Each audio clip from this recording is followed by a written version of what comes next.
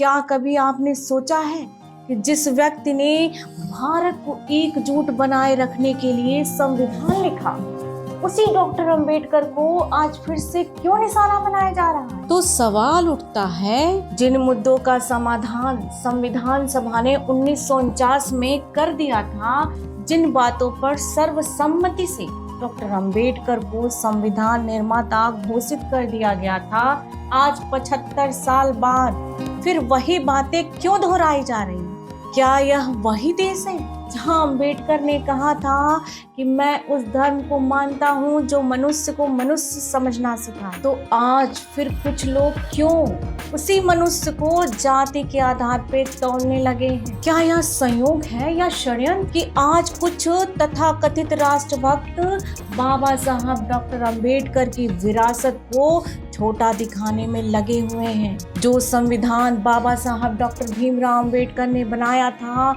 उसी संविधान की आत्मा को मरोड़ने वाले लोग अब खुद को उसका रक्षक बता रहे हैं। तो आइए आज हम समझते हैं कि आखिर क्यों संविधान निर्माता बाबा साहब अंबेडकर को बार बार चुनौती क्यों दी जाती है, क्यों उनकी मूर्तियों को बार बार खंडित किया जाता है, क्यों कुछ ताकतें नहीं चाहती कि आज भारत बराबरी और न्याय के रास्ते पर आगे बढ़े। यह कोई पहली बार नहीं है। जिस तरह उस दौर में डॉक्टर अंबेडकर के समय की मुख्य धारा की मीडिया ने अंबेडकर को उनकी जाति के कारण बायकॉट कर दिया था, उनकी मृत्यु के बाद उनको और उनकी विचारधारा को भारत की नींव में इस तरह से दफन कर दिया था कि वह कभी बाहर ही नहीं आ सकते थे। फिर भी अंबेडकर जीवित हुए और दूसरों से कहीं ज्यादा शक्तिशाली रूप में जीवित हुए। आज फिर इतिहास लौटता दिख रहा है, फिर उन्हें दफनाने की कोशिश की जा रही है। बस चेहरे नए हैं, लेकिन हथकंडे तो पुराने ही हैं। लेकिन आज एक फर्क है, तब अंबेडकर अकेले थे, पर आज उनकी विचारधारा करोड़ों दिलों में धड़क रही है। यदि आप भी अंबेडकरवादी हैं, स्वतंत्रता, समानता, बंधुता में विश्वास रखते हैं, तो इस वीडियो को हाइप, लाइक और शेयर कर जन जन तक पहुंचाकर इस षड्यंत्र और झूठ का पर्दाफाश करने में हमारा सहयोग करना ना भूलें। आज भी कुछ लोग कहते हैं कि संविधान तो बाबा साहब अंबेडकर ने नहीं लिखा,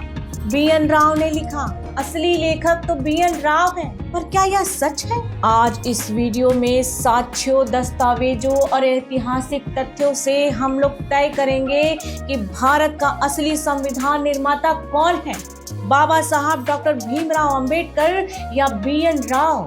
1947 में जब भारत देश आजाद हुआ था, तो सबसे बड़ा सवाल था कि अब देश कैसे चलेगा, कौन सा कानून होगा। जरूरत थी ऐसे संविधान की जो राजा और रंग के भेद को मिटा दे, कमर में झाड़ू और गले में मटका बांधकर चलने वाली करोड़ों लोगों को बराबरी का हक दे, जो समानता और न्याय की नींव डाले। 9 दिसंबर सन 1946 को संविधान सभा की पहली बैठक हुई। प्रिय दर्शकों, यह वीडियो थोड़ी लंबी चलने वाली है, इसे अंत तक जरूर देखिएगा, क्योंकि आज इस वीडियो में खुलने वाला है वह रहस्य जो आज तक किसी ने नहीं बताया। 9 दिसंबर सन 1946 को संविधान सभा की पहली बैठक हुई, जिसमें 389 सदस्य थे, लेकिन बाद में 299 ही रह गए। यहीं से शुरू हुआ भारत के भविष्य को लिखने की यात्रा। 29 अगस्त सन 1947 ड्राफ्टिंग कमेटी यानी संविधान मसौदा समिति बनी, जिसमें कुल 7 सदस्य थे, जिसमें अध्यक्ष चुना गया बाबा साहब डॉक्टर भीमराव अंबेडकर को।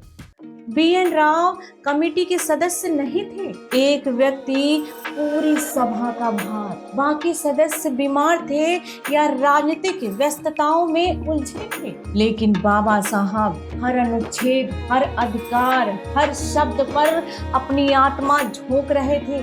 उन्होंने कहा था, यदि मुझसे पूछा जाए कि संविधान का हृदय क्या है, तो मैं कहूँगा अनुच्छेद 32, क्योंकि इसमें भारतीय नागरिकों को न्याय पाने का अधिकार है। संविधान सभा की 141 बैठकों में बाबा साहब लगभग हर दिन थे। इतनी उपस्थिति किसी सदस्य की नहीं थी। बाबा साहब ने 500 भाषण दिए और सबसे लंबा भाषण बाबा साहब ने ही दिया था। अब आइए इन महाशय की ओर प्रकाश डालते हैं, जिन्हें कोई भी आंडू पांडू लोग संविधान निर्माता बताने लगे हैं। इनका पूरा नाम बेनेगल नरसिम्हा राव था। ब्रिटिश राज के समय में ये एक IAS ऑफिसर थे, जिन्होंने इंग्लैंड से पढ़ाई की थी। याद रखिएगा, संविधान सभा के सदस्य ये नहीं थे। ना तो इन्हें बैठने का अधिकार था और ना ही संविधान सभा में कुछ बोलने का अधिकार था। उन्हें जनता ने नहीं चुना था, उन्हें केवल नियुक्त किया गया था कॉन्स्टिट्यूशनल एडवाइजर के रूप में, यानी संवैधानिक सलाहकार के रूप में। अच्छा, जरा सोचिए, अगर आपकी मनपसंद की इमारत बनाने के लिए किसी आर्किटेक्ट को पुरानी इमारत की तस्वीरें दिखा दी जाए तो क्या वह निर्माता कहलाएगा? नहीं। अरे, निर्माता तो वो होता है जो अपनी मनपसंद की इमारत बनाने के लिए एक एक ईंट जोड़कर इमारत खड़ी करता है। BN राव संविधान निर्माता नहीं थे, वो केवल सलाहकार थे। और बाबा साहब उस कार्यशाला के प्रधान कारीगर थे जिसने भारत के भविष्य को गढ़ा। तो हमें कमेंट में अवश्य बताइएगा कि यह पोंगा पंडित बाबा साहब को मिटाने के लिए क्या क्या षड्यंत्र रच रहे हैं। 1000 कमेंट आने पर मैं भांडा फोड़ वीडियो बनाऊंगी। तो यह भ्रम क्यों फैलाया जा रहा है कि BN राव संविधान निर्माता हैं?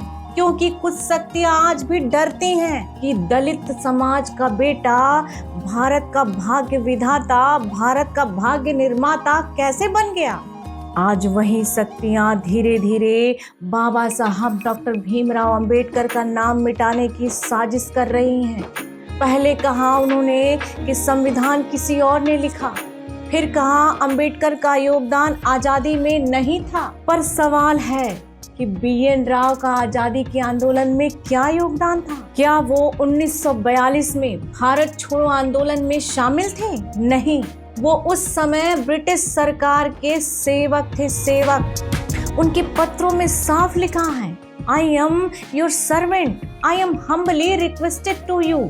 जिस प्रकार आज PM CM को खुश करने के लिए SP DM IAS ऑफिसर तक सर के बल खड़े रहते हैं, उसी प्रकार अंग्रेजों को खुश करने के लिए, भारत को गुलाम बनाए रखने के लिए BN राव ने भी कोई कसर नहीं छोड़ी थी।